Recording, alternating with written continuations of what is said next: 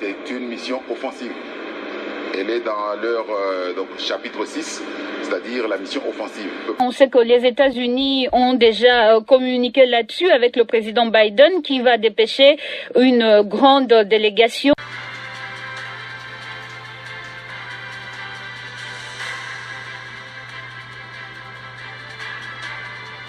Bonsoir, bonjour, c'est Congo News 24.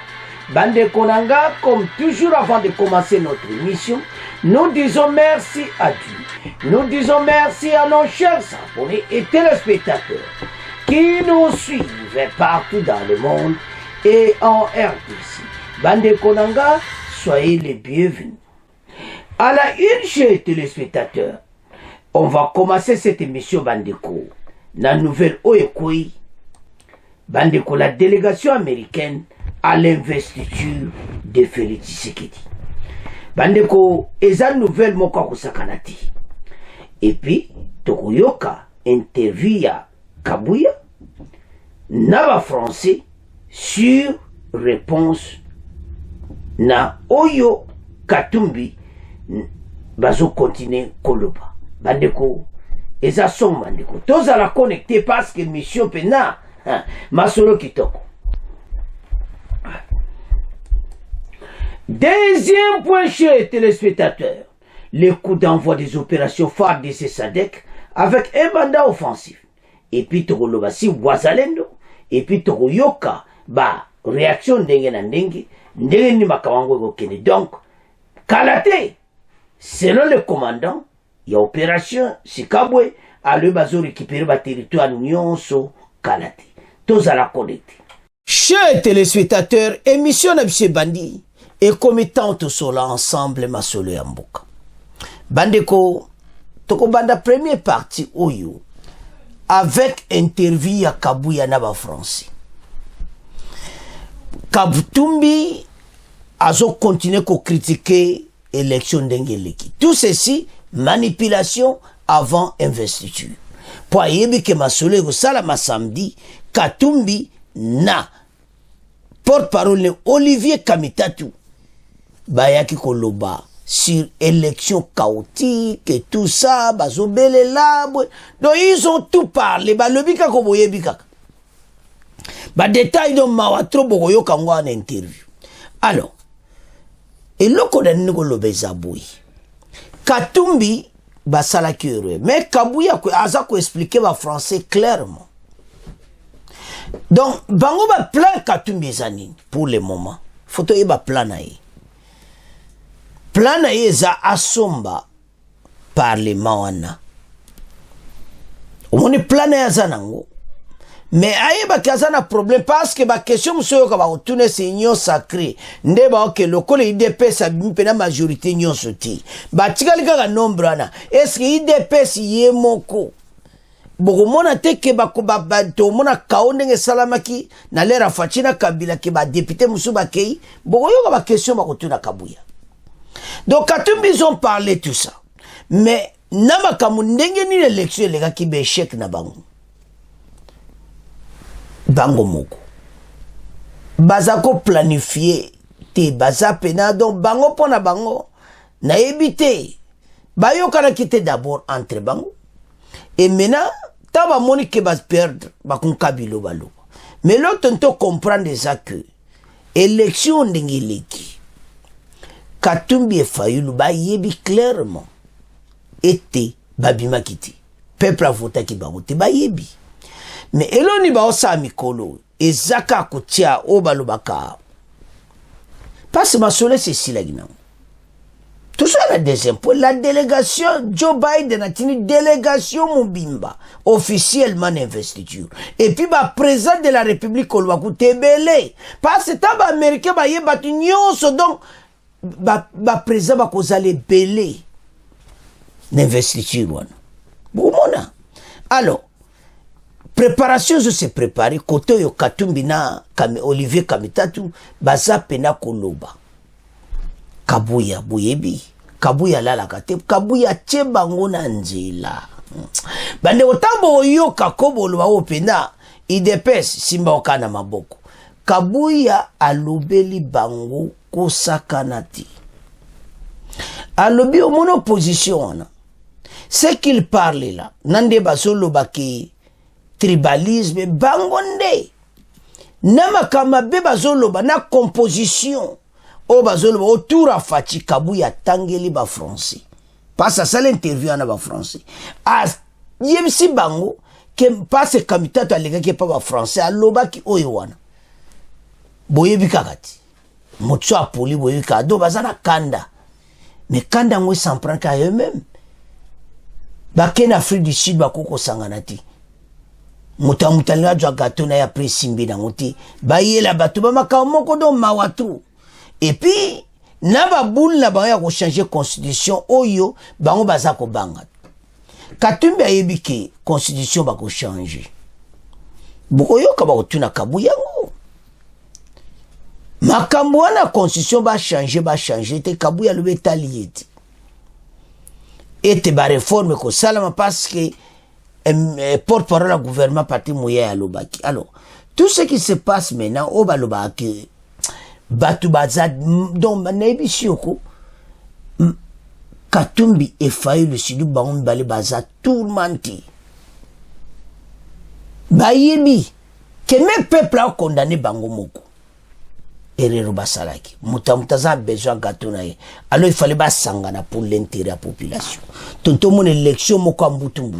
Mais mawatu alors Kabuya lui-même bomoni fachininga bimiwana ba banda qui ko se préparer déjà bana 2019 ah non Kabuya misiba secret donc fachika le akotika na pouvoir minga nazo sa deuxième mandat déjà baba ni ko se préparer malembe pamba Kabuya na Kabila malembe pamba sali union sacrée malembe pas les élections commis. Les élections commis ba stratégie au moins ba stratégie ndeni. Masola est il faut que le belon de to aussi le sayango. Masole vandi. Allah qui si pas bani ko travailler pour nous. Alors, na nyonso wana s'était préparé 5 ans avant. Oyo bango bazoya ko loba bazande na retard. Donc, nige bazawana bazako regreti. Ozomona. Et maintenant, makelele no tout testo. Mais to yoka Kabuya. To tanga to yoka Kabuya. Bon, to avance.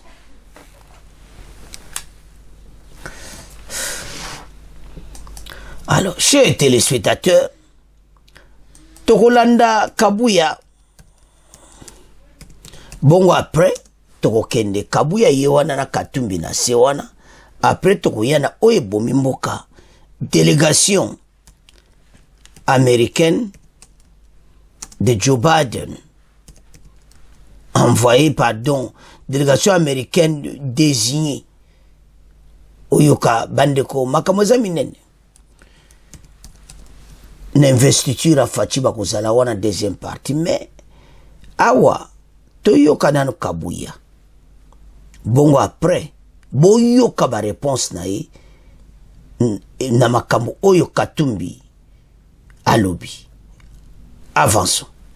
Augustin Kabuya, bonjour. Bonjour. Avec les élections du mois dernier, nous venons de vivre le plus grand braquage électoral de l'histoire du Congo, affirme le porte-parole du candidat Moïse Katumbi. Qu'est-ce que vous lui répondez? Je pense que ce que le porte-parole de M. Katumbi a déclaré, c'est une honte même pour la classe politique congolaise.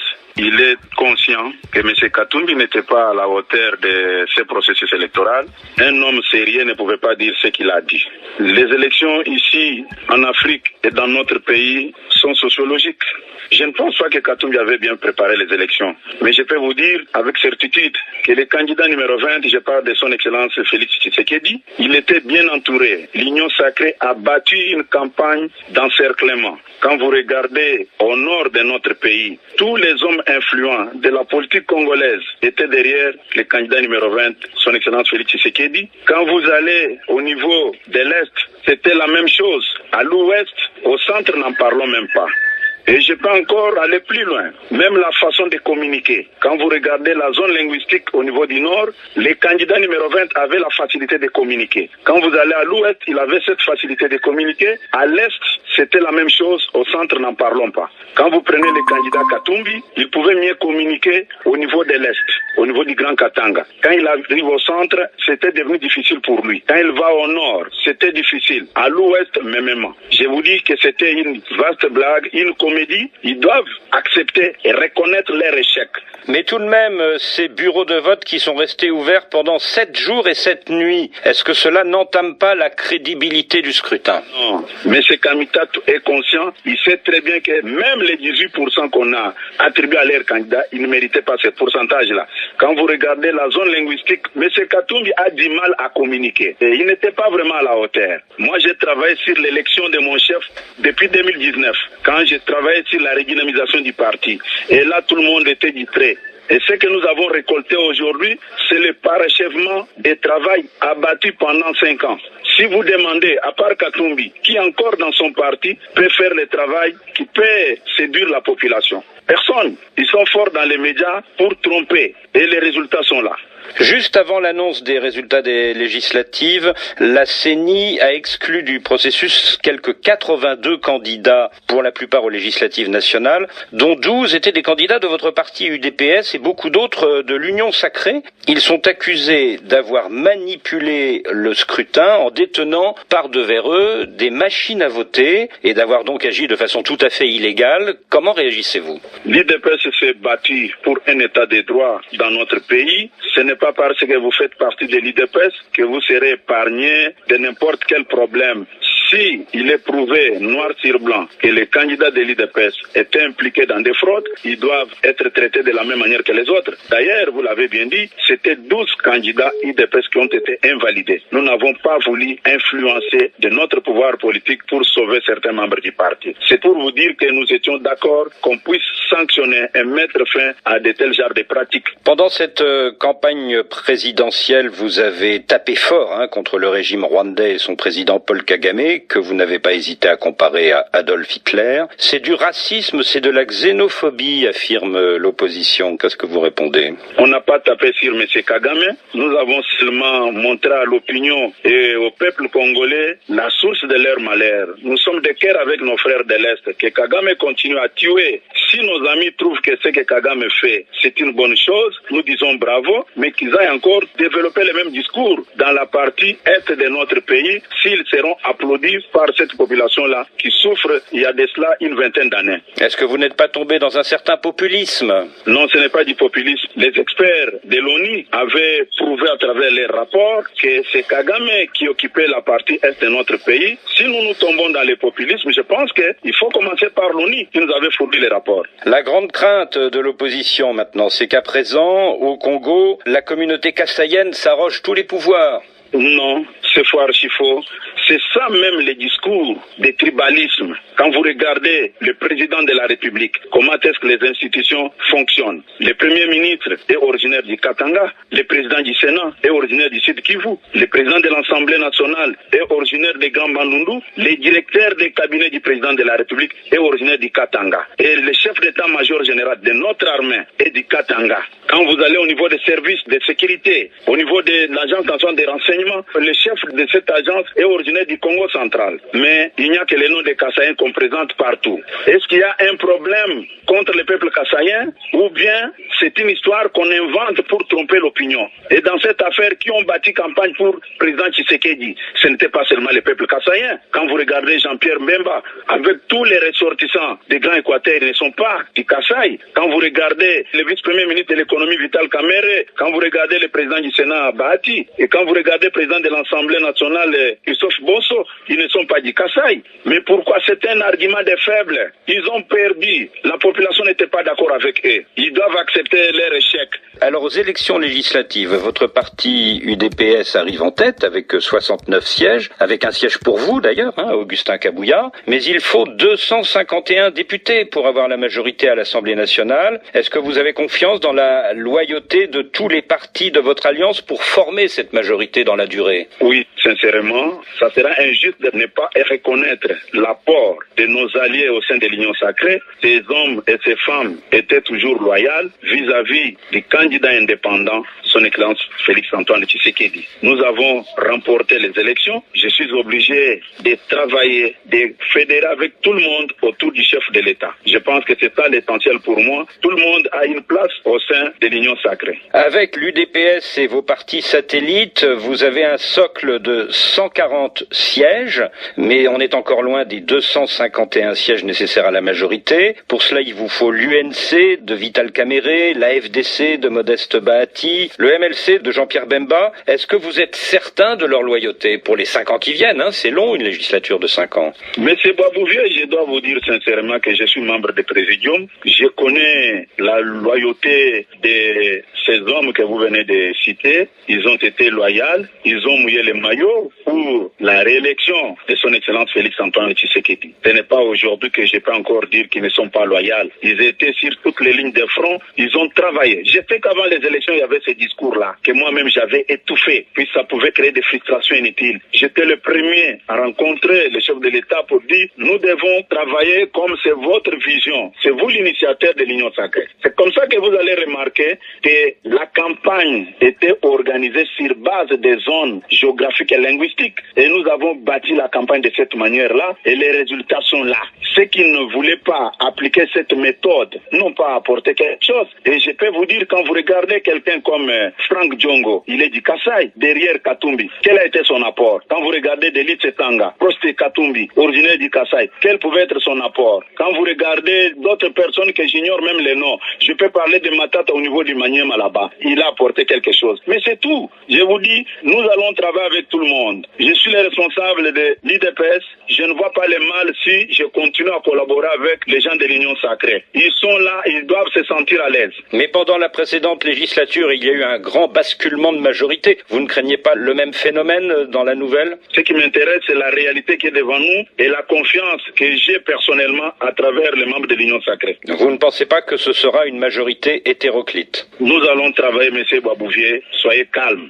En tant que première force à l'Assemblée nationale, est-ce que vous allez revendiquer le poste de Premier ministre pour un membre de l'UDPS? Ça, c'est la politique interne de l'Union sacrée. Mais vous y pensez? Je ne peux pas étaler toute notre stratégie sur la place publique à travers les médias. Laissons-nous d'abord nous rencontrer en tant qu'Union sacrée, réfléchir pour voir qu'est-ce que nous allons faire dans l'avenir. Votre principal allié dans la nouvelle Assemblée, ce sera l'UNC de Vital Kamerhe. Est-ce que vous pensez qu'il est en droit, lui aussi, de revendiquer le poste de Premier ministre pour un membre de son parti? Il n'est pas exclu à un homme politique ou bien à une formation politique d'avoir des ambitions. Vous ne seriez pas choqué à l'idée que le futur Premier ministre vienne des rangs de l'UNC, par exemple? Mais il n'y a pas seulement l'UNC qui fait partie de l'Union sacrée. Si l'UNC réclame, c'est son droit le plus légitime, pourquoi ça doit nous choquer? L'UNC était utile pour battre campagne, mais quand l'UNC revendique quelque chose, ça devient un problème. Moi, je n'ai pas l'habitude de mener cette politique-là. Laissons le temps au temps, que chacun s'exprime librement, et nous allons voir ce que telle ou telle personne peut récolter. Voilà. Et en fait, votre grande occupation dans les jours et les semaines qui viennent, c'est la répartition des postes entre tous les membres de la nouvelle Union sacrée. Nous allons travailler calmement sans problème. Même avant d'aller aux élections, il y a eu des prophètes de malheur qui disaient que non, l'Union sacrée est en train de voler en éclats. Et j'avais lancé le défi à quiconque, l'Union sacrée restera toujours ensemble. Selon la Constitution, le président Félix Tshisekedi vient d'être élu pour un second et dernier mandat, mais l'opposition affirme que vous préparez un changement de Constitution afin qu'il puisse se présenter en 2028 pour un troisième mandat. Comment réagissez-vous? Quand vous regardez cette fameuse opposition-là, vous pensez qu'il y a du sérieux? Ce sont des gens, quand ils se réveillent, ils rencontrent des choses qui ne sont pas fondées. C'était quel jour où nous avons envisagé une telle démarche? C'était au cours de quelle réunion? Les hommes sérieux ne peuvent pas rencontrer des mensonges comme ça sur la place publique. Donc il n'y aura pas de changement de constitution permettant au président Tshisekedi de se présenter à nouveau en 2028? Mais je vous dis, la constitution est claire, le chef de l'État a toujours dit. Pourquoi on cherche à prêter des intentions au chef de l'État qui n'a même pas pensé? Donc il n'y aura pas de troisième mandat pour Félix Tshisekedi? Félix Tshisekedi vient d'une école Tshisekedi Etienne. Félix Tshisekedi a une histoire, mais il y a certains hommes politiques qui se sont improvisés, qui ont comme école monde des affaires, qui n'ont rien à voir avec la politique. Mais Félix Tshisekedi a une école. Voulez-vous dire que Félix Tshisekedi respectera la Constitution? Je vous ai dit, M. Boisbouvier, Félix Tshisekedi vient d'une école. Ce n'est pas n'importe quelle école. Il vient de l'école d'Etienne Tshisekedi, de l'école Union pour la démocratie et le progrès social. Un parti politique qui a une histoire dans notre pays. Félix Tshisekedi ne s'est pas improvisé dans la politique. Félix Tshisekedi, c'est un grand monsieur qui fait la fierté de notre pays aujourd'hui. Voilà. Et s'il respecte l'école de son père, cela sous-entend qu'il respectera la Constitution et qu'il ne la modifiera pas pour se présenter à un troisième mandat, c'est ça que vous voulez dire? C'est raison pour oui, voilà. Vous êtes allé directement à la conclusion. Félix Tshisekedi, c'est un modèle, il vient d'une école. Chers téléspectateurs, Tolandi n'a répondre. A touché un point clair. Et là, quand vous avez dit préparation élection 5 ans passés. Donc, IDP déjà planifié ma camounionso.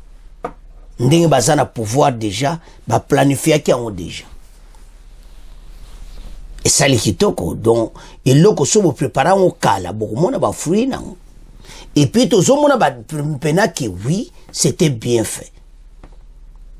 Et puis, à répondre, Katumbi, Oyo Katumbi à Lubaki Bolandi, à élection moko chaotique, Boena Boemena, bazo regretter. Parce qu'il devait, les bazala qui on a basalé l'oroni. Bozo mona teke bango moko bazo regretter pour le moment. Donc, Kabouya, en tout cas, na CP, le bandi ko Bolandi, vraiment, nyati ba point. C'est comme ça.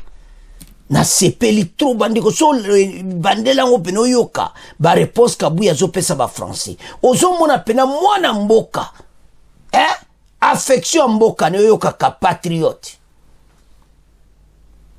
ide pesa ko bangelo goni batu wana nyonso o bazawana ba yoka ni déjà te ça kibino e Kabuya nde alobi inyo sacré ko panzana ti pona poste premier ministre. Et puis, caméra, on doit poster wanati. Et c'est impossible. Bah, tu n'es caméra, on est réclamé. Ça droit na yi. Aza ko réclamant. Ma kozo ango teza moi passe. Passe ça na batu musu baza wana pe. Ba leki na kati wana ndeka baza wana. Ba ko bimisa bango premier ministre. Donc c'est comme ça payer tambola. Katanga uto do premier ministre. Bako zongele sou katangete, bako pesa même Équateur, bako pesa même wapi. C'est comme ça paye au tamboul. Ya onte sa bande ko belé o boyoka ko voilà tribalisme boena bolandi. Ba pose clé na mboka na biso. Et ça baluba ti. Baluba meme onga mokaka pamba ce ne sont pas des baluba. Ba pose nyoso clé ya mboka muluba zati. Siko bozo mona teke makambo bozo luba ezana ya mona facha za ko avancer pasa che kolone kolobotala na aner Congo central bozo mona te directeur ya président Katanga chef d'état-major Katanga donc ba poste clé belé na Nord Kivu Bayati mboso na Assemblée nationale donc Osoko tali bango nyonso wana ba diriger ba poste clé premier ministre et tout ça muluba zati. Ils avaient bien ba message ya bobo partage ka jongo yi patona na bato bazolo waluba doit parti wana pesa yango partager yango. Ya te sabana mboka soki nano o s'abonner te s'abonner awa chaque jour to koyela bino babiloko kitoko o ebatami. Alors, tant que tu as la biloko aboué, boso mona teke pays na biso parce que ma commence à répondre ba Katumbi. Ba tunaye ba kambazo loba, tous ces gens.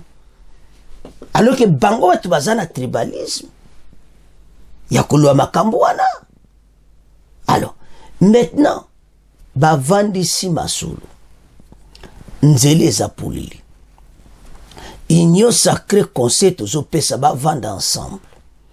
Ba tambu da français le quoi bani songi bo. Ba kende nango. mboka oyo babongisa mboka oyo bakozala nesengo parce otikala na histoire mboka tokuti baboma yango surtout pendant les 20 ans eleki maka trop. Alors soki totala biloko wana bozomona teke pays na biso eza na bonne direction. Donc interview yo ya Kabuya en tout cas il faut esunga congolais nyonso olandi eza mpona yo telema mpona mboka. Ce pays ezosenga bapatriote lokwa Kabuya. Félicitations secrétaire général ya IDPS masolo kitoko. Alors wana tokomotika ya Kabuya na bino bwana les anto ke siko na ba américain. La délégation américaine désignée aponi honorable Scott Nathan oya bango ya administration américaine akoya ko diriger délégation na bazakoya na ambassadeur na baba kozala bakotu bakozala délégation wana ba uti États-Unis pene belé et vaccina awana mba. Donc délégation américaine na investiture puis ba tiango officiellement yemo Joe Biden mutalobi officiellement à la Maison Blanche et panzani na ba médias internationaux et puis ba président de la République ba kozala belé. Alors parlons un peu ya délégation américaine. Bozomona teke ezolaksa clairement ete fachi abimi pena kitoko parce bango bakoya tinda délégation boete pourquoi na 2019 atinda kati bamakelele wana ya vérité des urnes et maintenant mbalo bamoni pena ke mais mwana mboka sali masolo kitoko. Allez ba présent nyonso na monde oyo ba féliciter mokonzi bamoni ke élection eleki bien. Makambo oyo position ba olobeza lokola motu déjà za troublé. Un perdant a comme que fa lobaka. Mais conseil tozo pesa bango ba vandanye. Ba luka ba arranger opposition. Parce que pour le moment, phrase à la clé que opposition a aidé ces athées. Ils ne savent pas les rôles. Parce que bango ba ko jouer rôle moko important pour la construction mboka oyi. Ko bangisa union sacrée l'air nyonso. Maintenant ngwa ko sala. Parce que c'est très important, il faut pas ça. Son opposition va atte ça qui ton côté. Mais l'opposition est boy. Non, ba kene ko bon ça. Ba apprendre en bien comme ça payer au ke liboso. Alors, bande ko to landi biso nyonso. Et le con mboka na biso makambo ebele zo se reculer et ça changement de mentalité faisala. Et puis naïveté. Tout ça naïf, trop, les compagnies ça mona. Et si tu oyo, soka ba pesi mota jali, a bossa naïf. Ba luka ki ba sombe élection, ba koko somba. Alors, tout tanga, délégation américaine, investiture, ne makambo koleka samedi, pour kozala somo, discours ne kozala, yeba ke ne ba président, ya ba Kenya, ba pays à EAC, ba telebele bakoya sauf l'ennemi bakoyati les deux pays wana bazobundisa biso na kuna bakoyati tala na Uganda deux majors na mo bakufi mawa totanga. Délégation USA désignée par Biden à l'investiture de Fachi et interview de Kabuya Wanto Sudo Yoki Tolanda qui a ambitionneux. La prospérité rapporte que selon une dépêche de la Maison Blanche, le président des États-Unis, Joseph Biden, a désigné une délégation présidentielle qui assistera à l'investiture de son homologue congolais, Félix Antoine Tshisekedi, le 20 janvier à Kinshasa, en République démocratique du Congo. Cette délégation sera conduite par l'honorable Scott Nathan Obozo Monaona, directeur général de la Société financière de développement international des États-Unis, l'honorable Lucie Taliman, ambassadeur des États-Unis en République démocratique du Congo, l'honorable Mary Catherine Fee, secrétaire d'État adjointe pour le Bureau des Affaires africaines et puis département d'État des États-Unis. Vous avez ma poste clé. Non, zotala makabo Afrique na États-Unis. L'heure est grave. L'honorable Mon Niagua, administrateur adjoint du Bureau pour l'Afrique, Agence américaine pour le développement international, Madame Chidi Bleden, directrice générale adjointe Millennium Challenge Corporation, sont là. Les autres membres de cette importante délégation précisent ce quotidien. Et l'avenir de rappeler qu'au nombre de pays amis qui ont félicité la réélection de Félix Tshisekedi figurent aussi les États-Unis d'Amérique qui comptent d'accompagner le président dans sa lutte contre la corruption et la sécurité. Forum des As affirme plus qu'une quarantaine de délégations Mamanangaï, au moins 20 chefs d'État et de gouvernements sont attendus dans la capitale RD congolaise. La présidence congolaise se garde de rendre publique la liste des invités à l'investiture du président Tshisekedi. Mais, ajoute ce quotidien, l'ACP a pu constituer une liste de potentiels invités des autorités congolaises. Au moins une quarantaine d'invitations a été envoyée aux invités de la RDC. Selon des sources officielles des affaires étrangères et de la présidence, jusqu'à la dernière minute tard dans la nuit, mercredi, la présence des chefs d'État des pays de la communauté des États de l'Afrique australe SADC est confirmée. L'agence congolaise de presse rapporte d'autres qu'ils sont au total 15 chefs d'État. Les pays de la communauté de l'Est ont aussi marqué leur accord de principe d'être représentés au sommet par leurs chefs d'État respectifs. Dans le pays, il y a EAC Bakozala. Jusque tard le soir, indique l'ACP, les deux pays de cette organisation ne s'étaient encore prononcés de manière formelle. Le Kenya et bien évidemment le Rwanda, qui en toute logique ne peut recevoir un carton d'invitation, commande cette agence de presse. Les voisins de l'Afrique australe, centrale, notamment le président Sassou Nguesso, ont accepté de faire le déplacement du stade des martyrs de Kinshasa le 20 janvier. Les présidents du Sénégal, les présidents togolais, Fossé Gassioué, sont quasiment certains de faire le voyage à Kinshasa. Donc, tous hommes ont un nombre de personnalités belé bakozala. Et c'est Sengote Banamboka.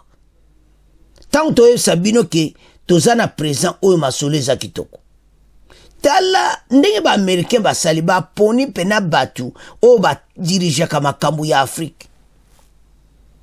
Osomona no a développement international et puis très important oyoka secrétaire d'État adjoint pour le bureau des affaires africaines, département d'État américain. Donc osomona ke délégation wana nyonso bakozala ekosala et pesa vraiment kitoko. Donc congolais fachi pena investiture ne kozala kitoko parce que présence bataboui match eza mobulu fachi deuxième mandat makabongisela biso mboka. Avançons. On sait que les États-Unis ont déjà communiqué là-dessus avec le président Biden qui va dépêcher une grande délégation. Est-ce qu'on peut avoir déjà quelques noms? Écoutez, comme nous l'avons dit tantôt, nous n'allons pas léser, nous n'allons pas nous défaire des pratiques diplomatiques. Cela passe par de voies diplomatiques à travers des notes verbales, mais la confirmation, c'est celle que nous vous donnons. Plusieurs chefs d'État africains, des chefs de gouvernement, des représentants des hauts rangs, venus d'Amérique, d'Afrique et d'Asie, seront à Kinshasa. C'est ce qui importe. Chers téléspectateurs, makambu oyo kakado le samedi ezasoma. Siko devant batu wana nyonso a mukili basi masolo. Fati siko azonyata discours wana. Na ndenge ya kusilisa gera este wana. Kagame aluka place kubatama. Kombone kuzanga tena kati. Le Rwanda. Donc Fachi akoloba clairement de ba pesier confiance pour asile sa guerre wana est. Bande tozo na deuxième point makambo ya swa kobata mate comme nango polele. Boyo ka commandant opération koloba. Donc eloko tozo sengeza ya. Ba makambo nyonso nde Fachi abongisa ki biso sikoto pesier confiance aussi pour te. Congolais bozala sima ya mokonzi ya mboka. Ces pays bozo moneza na venir moko kitoko. Oyo ke sala nga plaisir. Ta on atala ka mboka na biso di oh là là. RDC. masolo kitoko. Voilà. Donc ezosala ne elengi kozala congolais na moment. Ah, plaisir à osakana te congolais, yes. Mais quand les alaka so les congolais mutaza kosala, mais lelo e koma batu banbaye basoko za congolais. Pourquoi? Fatia ina masolo asika. Mo pepe wana ezo pesa mabe banamboka. Partout place kozala. So batanga yo muta DRC. Ah! Donc ozoka. Donc toujours présent moko aye ko sepelisa. Donc mitema ya batu ezoki. Parce que 20 ans zalaki ya misère. Armée na biso bakuka minu libanda. Ba jeune ba wuti recrutement ba vani bazotala est, bazotala préparation, bazotala ba entraînement bazosala. Mais makambo za minene. Qui toujours récupérer ba territoire nyonso. La bataille de Mouchaki, toujours na deuxième point. Alors, discours oyo, et ça la kitoko. Et comme il pena que makambo tu fais si là. Alors, tout on a ba délégation. Tout le monde na katuana, la délégation à pays africain belé bakuya. Parmi bango, quelques chefs d'État et assez bakuzala. Mais batang na bakombote. Mais Rwanda na Kenya bazana moi problème pour le moment. Na Uganda. Ndimite bango bakoya. Bango bazana problème. Na makambo ya est. Ndeto bengana ki bato ya EAC. Mais totala. Mais sud-africaine, ça m'a Ramaphosa kozala. Donc, ce qui totala, Fatia zapena supporter na ndenga mukete. To mona izaka investiture moko. Totala ka Kabila ndenga eleka. Oh, ane eleka ka ya Kabila. Sur la 2011, je compare kaka Mugabe wasa ya Zimbabwe, je crois. Moko na 2019. Ezaleka chef d'État moko ya Kenya, je crois. Et maintenant, ba moni pene que oui, o yazamu président o yakusimba mboka. Mboka facha so ndenga zaleka ba FCC ne bandela 2019. Azaki étouffé, maratro. Mais botala kaka détachement na ye. Bota depuis akabwana na FCC, bota ande mboka échange. Bota ande avancer, bo ça di batwana, ba mystique. Ndemba zaki na fachi mboka zaika kokangama. Mais Dieu merci. Bakabwani. Tala makamndenge fungwa. Tala mboka ndenge zokene. Voilà les projets comment c'est réalisé. Au moins, on a clairement que Fatia prépara qui jam deuxième mandat ne kale akotaki. Asa souci au bon samboka o. Auta la bi qui peut être à ma place si je ne suis pas là. Mais le moment il n'y a personne. Que moi. Tu kana postuler. Avancer nango. Et puis bazu support ya ne kabu ya utoloba. Igno sacré toujours féliciter bino nyos. Bayati, Mboso, Bemba, bango nyonso wano basala ki boulot na campagne. Photo sepira. Bango ba kontamine ya mboka baza ensemble. Don investiture oyo, to mona makamoko do ya kosakana ti. Diango, tozo senga opposition ba vanda nye. Batika, mboka oyo batongela biso mboka. Notre beau pays. Et ça la fier quand vous osez le wapona mboka na yo. Mais nous sommes tala batu mususu. Ah, mawatro. Alors, ce comme on est agina comme tine di délégation mobimba. Et puis basé belé. Et puis parmi ba tête, secrétaire d'État joint américain, les affaires africaines. Et ça bazana ou atala comme kanamo international Scott Neffen. Et donc, ce que Biden penza a sali makamu kitoko. Partout les Obama samedi na stade de martyrs les assomments. Total donc ba congolais bossé là parce que samedi ça plutôt ben spécial. To récupérer mboka. Et puis discours na et tikala na histoire. Parce que tu es ba poa kolo. este nde kozala point wana. Kagame akomi na suka, mais toujours ya na deuxième point. Alors, bana mboka, boyebi samedi oyo bana kin se préparer déjà nzela stade de martyr. Bokende ko sepela na mokonzi. Ensemble, ba délégation ebele kozala na stade de martyr. Masolo kitoko. Alors, bana mboka, c'est à ce point, tokomotika premier point, tokomoke na deuxième point. Chers téléspectateurs, comme na deuxième point, na biso coup d'envoi. Ezako betama, donc nde kaka ba bandi et bandi. Toyesa bino ke masolo akati. DG Salamaki na SD toujours mona ba changement. Bande ko éliminer batu wana nyonso na ba drone. Eza makambo osakana te monde eza ya koningana. Kagame azana problème sérieux azo comprendre teloni ya kokosala. Azana loko osala te. Azana ndenga azana problème. Parce que tozo mona ndenge bazako ya bazo bombarder bango. Ba bilona bomba arme bazo bombarder yango. Kaka nde bazo kote o ba renfort bazo bombarder bango. Donc ba comme na problème sérieux. Alors, l'émission boko yoka oyo Afrique du Sud a memi. Sadek armée sud-africaine ba yena ba bibundele makasi. Boko yoka confirmation nango na interview oyo kosa boko yoka yango. Et l'autre ntolo bezaboui que na moment toza mission eza spéciale eza est wana eza la libérer. Et puis basi ba bandi. Mais force terrestre na biso eza kaka ba wazalendo bazana nzela. Ba wazalendo bazo continuer ko tourmenter bato wana.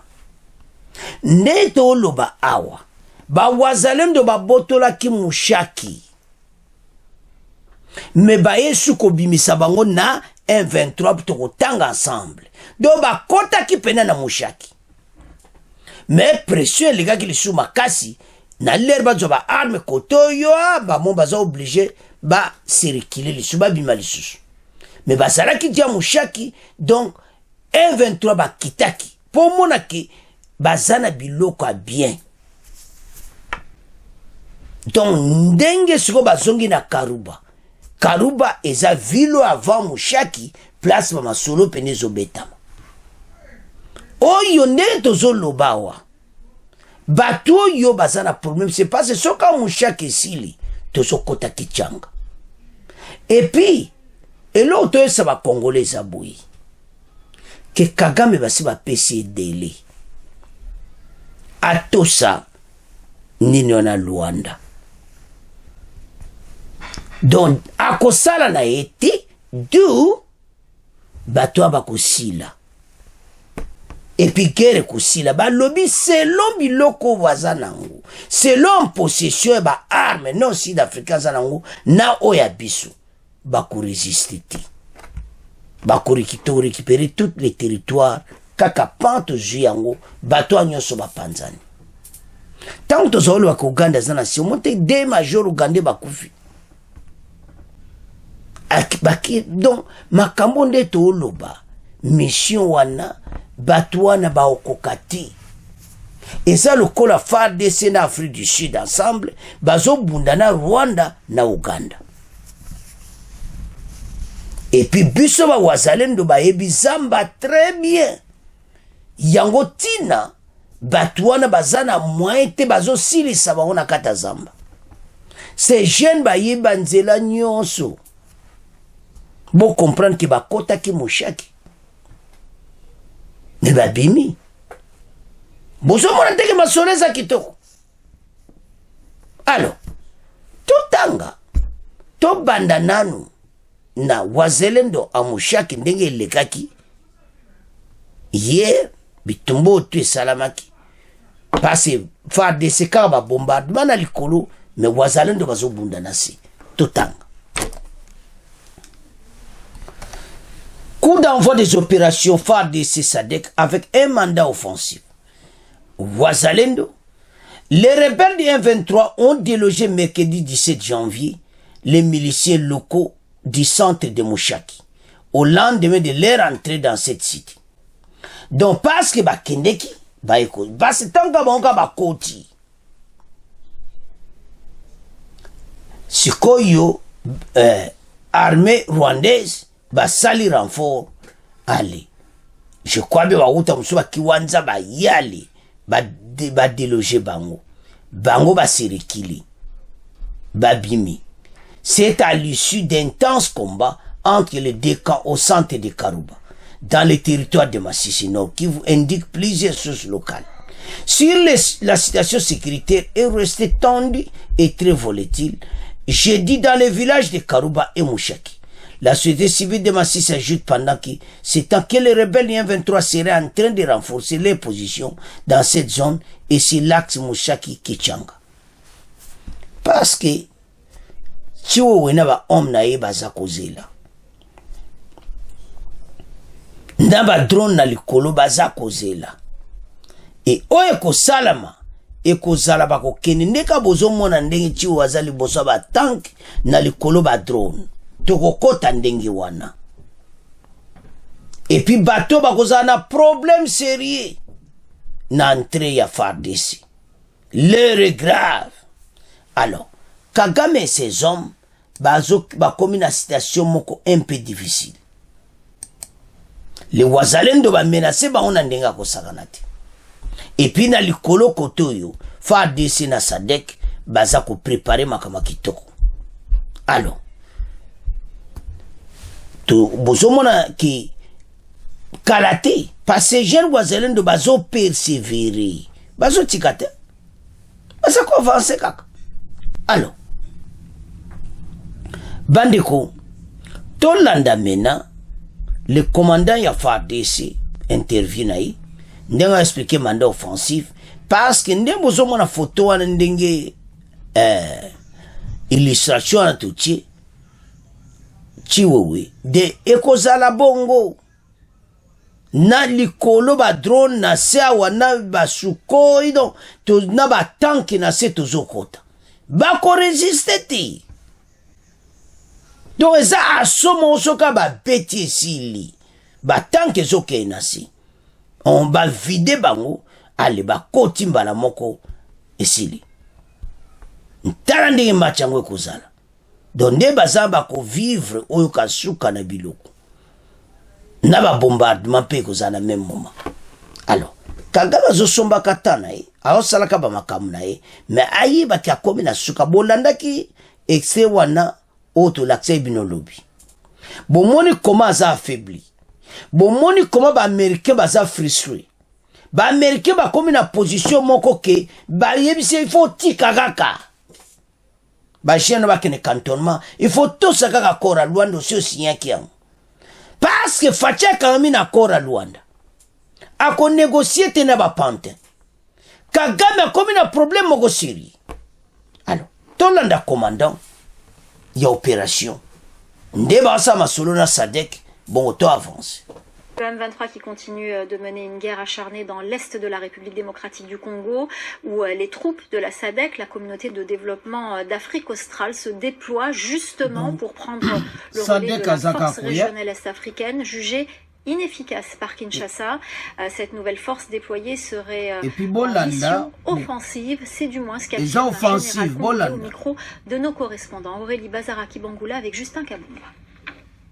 La force de la SADC est déployée à Goma, dans l'est du pays. Cette affirmation vient du général de l'armée congolaise chargé des opérations dans le nord Kivu, qui s'est exprimé ce mardi lors d'une conférence de presse aux côtés du commandant sud-africain de la force de la SADC. C'est une première. Alors la SADC avait déjà confirmé le début du déploiement de la mission qui sera composée de soldats sud-africains, mais aussi tanzaniens et malawites. Mais cette fois, le général de l'armée congolaise précise son mandat. C'est une mission offensive. Elle est dans leur chapitre 6, c'est-à-dire la mission offensive. On ne peut pas communiquer les effectifs et la force d'une unité que nous engageons. Ce sont des gens bien équipés, bien entraînés. Je venais juste de visiter certaines de leurs unités, en soit, sont des unités capables de renverser la situation sur le terrain. Chers téléspectateurs, mais loko tozolo balabino ba Congolais, malgré bas ensemble na SADC, boye bete to komi na armée. SADC ezaka ki il fallait kakazala. Dans un sens assez court. Mais biso pena biso moli wa to simbi pena makambo. Nde bazana problème sérieux bazo beloko akosalati.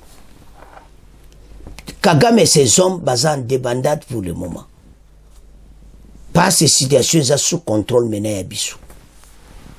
Donc quand on va lancer offensive wana, et ça rapporte que mbala moti bunagana. Même à Ouganda saline ni bako résistance ko simbati. Tolandi. Commandant Sikabo alobi ke ba yena ba matériel important. Donc azotala ndingo zo salama. Et puis ba bato ba ko ça travaille directement. Alors, sikoyo na langage wa français bazolo ba kina document na les 14. Ba comment qui offensive ti. So ba lui neutraliser les groupes armés. Qu'on neutraliser bango zane c'est les EAC ya ka neutraliser groupe armé akene ko beta o massage. Neutraliser c'est quoi? C'est l'offensive. Bonjour comment utiliser ma monnaie. France a le document ba lui ka neutraliser les groupes armés mais ba lui mo en offensive ti. Batona kolanda batwana ti.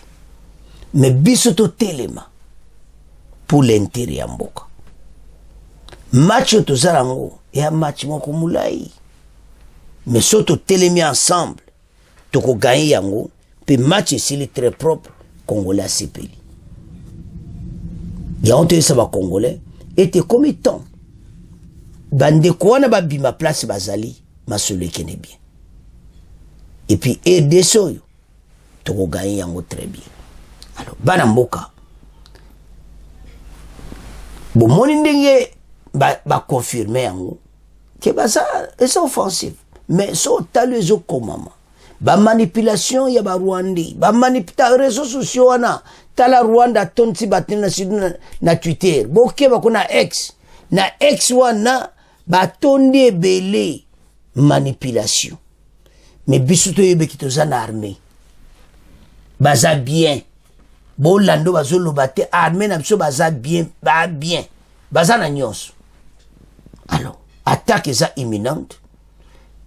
Makamyo se dépendre na ndenge makambo koleka samedi. Discours a fachi ko za somo. Bon dimanche wana kaka, boko yoka lokito. Kagame ses hommes, va finir na batwana. Négociation était ko sala mapete, to ko gagner guerre à l'est, peuple a commencé pela. Alors, bana mboka, to komo tika ngona bino. Soki nano s'abonner te na chaîne, no s'abonner ta toujours la même blog kitoko. Bon partager. Au revoir. À la prochaine.